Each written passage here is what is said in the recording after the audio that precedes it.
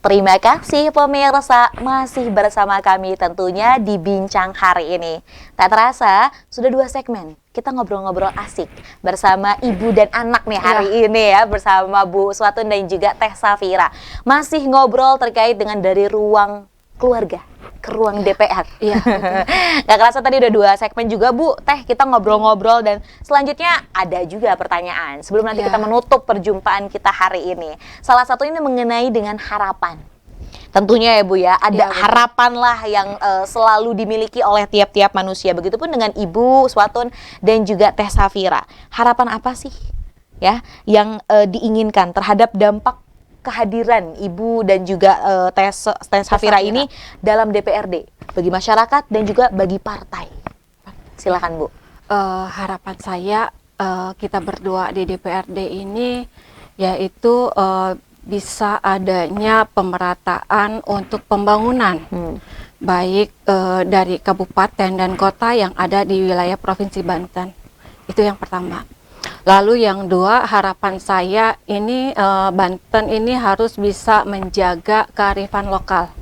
Karena untuk Provinsi Banten ini adalah kaya dengan budaya seni dan budayanya seperti debus dan yang lain sebagainya. Dan kita juga punya batik Banten, ini juga patut kita apresiasi dan juga kita lestarikan dan kita kembangkan. Semoga ini bisa membawa ke kancah internasional. Gitu. Oke, itu harapannya ya untuk masyarakat. Kalau untuk partai ini Bu? Kalau untuk partai ini bisa membawa nama besar partai karena saya sebagai anggota DPR dipilih oleh masyarakat dan juga dimandatori oleh partai. Maka saya diberikan tugas agar bisa membesarkan partai dengan bisa mendorong perubahan yang ada di Provinsi Banten untuk lebih maju lagi. Lebih maju dan lebih baik lagi tentunya. Iya, betul. Baik, kalau Teh Safira sendiri? Bisa memberikan manfaat bagi perempuan dan juga memperjuangkan hak-hak atau isu-isu perempuan. Oke, itu untuk harapan masyarakatnya ya. Kalau untuk partai? Tentu partai ingin memajukan juga ya, Partai Nasdem. Tentu partai juga turut membantu, mendukung. Dan tentunya pasti di tiap-tiap partai ada selalu nilai-nilai politik yang ditanamkan kepada kadernya ya Bu. Dan ini juga ya kita berharap bahwa ini dapat diimplementasikan dalam kehidupan dan apalagi ini ketika menjabat sebagai anggota DPRD nanti. Nah, kemudian bagaimana Ibu dan juga Teh Safira ini merencanakan pembagian tugas dan tanggung jawab di antara kalian berdua nih untuk mengoptimalkan kontribusi di DPRD? Iya. Untuk pembagian tugas ini kebetulan saya sama Safira ini berangkat dari daerah pemilihan yang berbeda. Kalau Safira ini adalah wilayahnya wilayah Dapil A Provinsi Banten atau kita sebut Dapil 4. Kalau saya pribadi ini adalah Dapil 6 atau Dapil C. Jadi dari ujung ke ujung Safira kan 14 kecamatan. Jadi Safira nanti akan mengurus 14 masyarakat yang ada di wilayah dapilnya dan saya itu 7 kecamatan. Ya, jadi kita bersinergi nih ketika ada permasalahan di Dapil A, mungkin ketika saya bisa bantu saya bantu. Tetapi ketika saya membutuhkan bantuan Safira, saya juga pasti akan meminta bantuan Safira untuk wilayah dapil saya gitu. Kalau Teh Safira sendiri kayak gimana? Saya bisa mengoptimalkan diri untuk bekerja sama dan bersungguh-sungguh untuk hak-hak perempuan dan anak. Oke, dan tadi menariknya kalau misalnya Ibu Uswatun menyampaikan bahwa ini kan berangkat meskipun dari partai yang sama dan dari rumah yang sama ya. Tapi ternyata kerjanya beda gitu kan. Tadi dapilnya kalau untuk Ibu Uswatun tuh dari dapil 6 atau dapil C. Kalau misalnya Teh Safira sendiri dari dapil A atau dari dapil 4. Dan tentu dari selatan ke selatan ya. Jadi ujung ke ujung kata Ibu tadi bilang. Dari ujung ke ujung memang.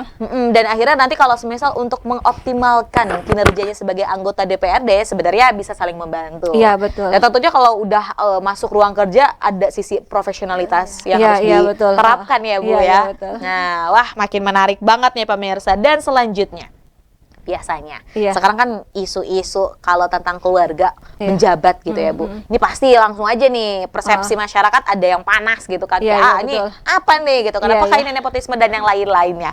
Nah, apakah ada nggak sih Bu yang Ibu pernah dengar atau Teh Safira Iya. dengar nih? Apalagi kan sekarang udah dilantik menjadi anggota DPRD. Ada nggak yang pernah mungkin ngejulir gitu ya ataupun mengomentari terkait dengan ibu dan anak akhirnya bisa melenggang di DPRD? Iya, kalau saya lihat dan saya rasakan sendiri tidak ada. Oke. Ya, karena dari segi pengalaman, mungkin kalau pengalaman memang Safira belum belum pernah menjadi anggota DPRD, tetapi untuk turun ke lapangan, baik dia menemani saya waktu di organisasi maupun di di kegiatan DPRD itu sudah sangat sering.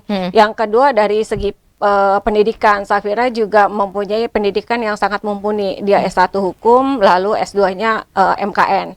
Jadi untuk keilmuan dia sudah siap. Jadi selama ini masyarakat atau yang lain kanan kiri tidak ada. Tidak ada ya. Tidak ada gitu kan. yang kalau berpikir negatif kan kita tidak bisa baca, Iya, tapi betul. berkomentar negatif selama ini tidak ada. Dan tentu tadi juga kalau semisal kita sebagai manusia nggak bisa menutup Iya. mulut orang lain ya Bu. Iya. Bisanya menutup telinga Mulut diri telinga sendiri. aja. Ya tapi kalau semisal yang ditutupnya itu yang hal-hal buruk dalam artian. Iya. Tapi nanti kalau sebagai anggota DPRD tentu kalau ada aspirasi masyarakat nggak menutup ya Bu. Oh iya. Itu Wajib, yang paling ya. penting. Wajib Ketika- didengarkan. Wajib didengar ketika menjadi wakil rakyat tentunya Iya. tidak boleh gitu ya. Iya. Nah, kalau semisal dari Teh Safira sendiri pernah mendengar dan kira-kira kalau semisal pernah apa sih yang dilakukan gitu? Terkait dengan tadi ya, kalau semisal ada wah ini ibu dan anak nih maju nih gitu. Tidak ada. Iya, iya, Nggak ada ya. Sama-sama. Iya, Dan akhirnya sama-sama tadi aja. membuktikan sajalah gitu ya Iya, kepada iya. masyarakat, kepada orang-orang juga bahwa memang yang paling penting adalah kinerjanya. Iya, kinerja. Wah, baik.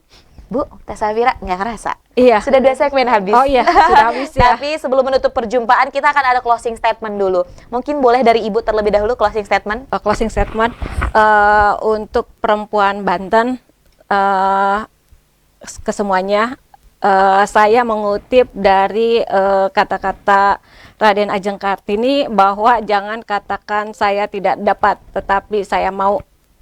Jadi dalam arti di sini perempuan harus mempunyai tekad untuk bisa maju dan juga bisa berkesetaraan gender dengan laki-laki gitu. Baik, terima kasih. Kalau dari Teh Safira sendiri nih untuk closing statement-nya silakan. Kita sesama perempuan mengatakan ada tembok kaca, dan yang bisa mendobrak tembok kaca itu sendiri ya perempuan itu sendiri. Baik, dan akhirnya perempuan mari bersuara seperti Iya. itu. Baik, terima kasih Bu Uswatun Iya, dan juga Teh terima Safira atas kehadirannya hari ini, Iya. meluangkan waktunya nih ya untuk ngobrol-ngobrol di Sultan TV di Bincang hari ini. Semoga diberikan kesehatan, Amin. kebahagiaan, dan juga nanti kita akan nantikan ya Iya. kebijakan-kebijakan ataupun nanti terobosan-terobosan baru nih dari Iya. ibu dan anak setelah menjabat. Tentunya kalau kemarin sudah dilantik, tapi ini kan nanti akan bekerja. Iya, iya, Ya, betul. semoga juga dapat menyuarakan suara rakyat. Amin, Amin, amin, amin, ya rabbal alamin. Baik, Teh Safira dan juga Ibu kita tutup terlebih Iya, dahulu. iya, terima kasih. Pemirsa setia Sultan TV dimanapun Anda berada. Demikian perbincangan kita hari ini bersama ibu dan anak yang sangat spesial banget nih ya. Ada Ibu Uswatun dan juga Teh Safira yang merupakan calon legislatif yang telah dilantik pada 2 September 2024 yang lalu. Dan dari tadi juga kita membahas mengenai bagaimana nih ya, dari ruang keluarga akhirnya pindah ke ruang DPR. Wah, menarik sekali dan tentunya kita berharap pembincangan kita hari ini dapat bermanfaat dan juga berkelanjutan. Maka dari itu, saya, Raud Lorida dan segenap kru yang bertugas pada hari ini mengucapkan terima kasih, pamit undur diri, sampai jumpa. Wassalamualaikum warahmatullahi wabarakatuh.